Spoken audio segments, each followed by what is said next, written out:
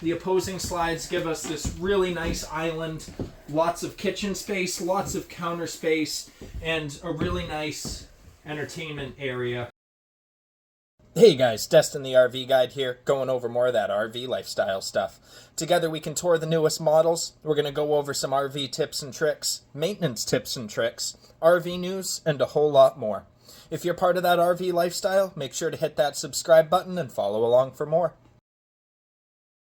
Destin the RV Guide, and Alpha Wolf's been shipping us inventory left and right here, and I got a 2024 Alpha Wolf 26 RLL that we're going to check out today. About 7,000 pounds, a little bit over 30 feet. All the good stuff will be in the description below. Let's get started here.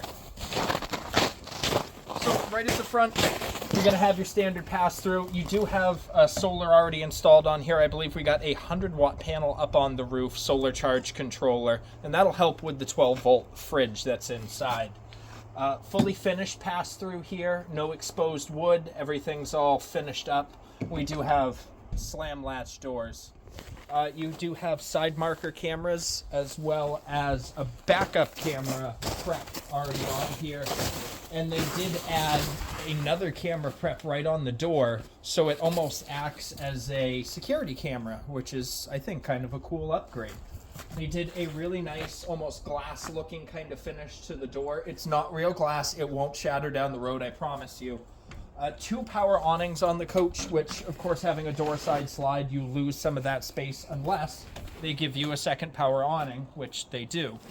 Underneath that second power awning, you're going to have a couple of outdoor speakers, 110 volt power, and a cable hookup for an outdoor TV, for an entertainment center. Now, no outdoor kitchen per se, and the reason why you're not going to see many outdoor kitchens on a rear living setup is on this slide out. Once we get inside, you're going to see your seating areas in there, and there's no space to put a box for an outdoor kitchen. Now, if you can find a layout with a entertainment center on this side, usually you'll see some sort of kitchen setup. In lieu of that, they give you a quick connect right underneath here, so you can still put your own griddle if you wanted to do one right next to that entertainment center that you have. And towards the back of the coach, you're going to have a spare tire standard, your stinky slinky spot, and right up on the roof is your backup cam prep as well as a Furion ladder prep. Off to that camera magic there, we're going to have a battery disconnect right here, and the other side of that true pass-through storage. Outdoor shower, and then all of our water connections, cable connections, if you wanted to hook a satellite up. You got a black tank flush on this camper, so no more driving around with a bag of ice in your toilet. And then all of our dumps are going to be right here. It's just a main dump, so it's not a Y pipe needed or anything like that. And all of your poles are going to be right here. Underneath this, and I'd like to point this out, heated and enclosed underbelly, and this is where your water tank is. They've actually reinforced it with tubular steel right on the frame. So a lot of times I never advise to drive with a full fresh water tank. I feel a little bit safer on this one.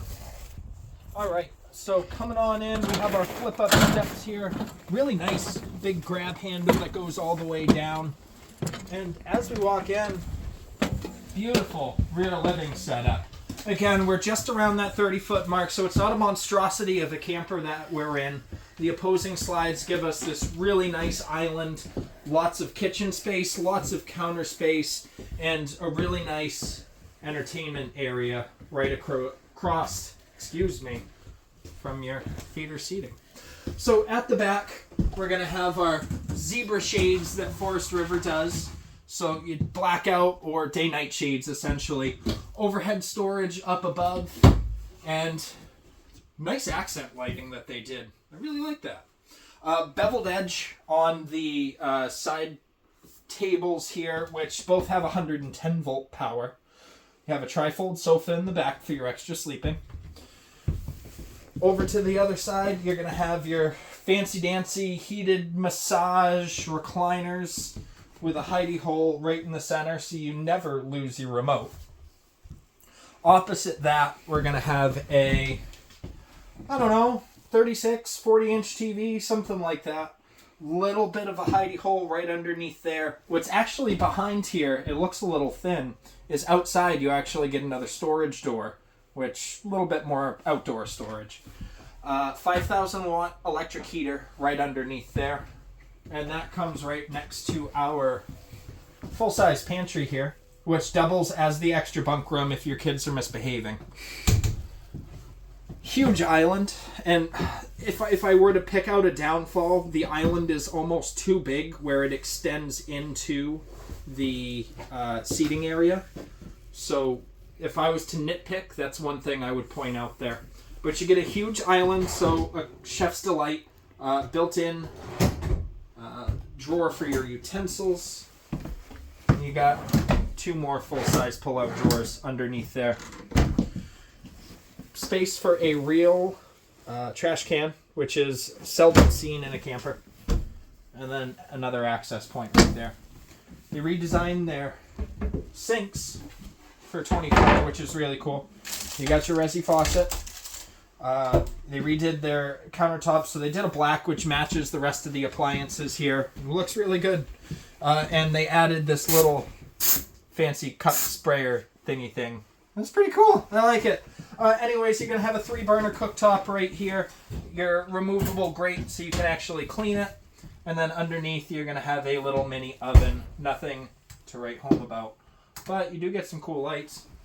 Girard vent right up above that. And some hidey holes for storage.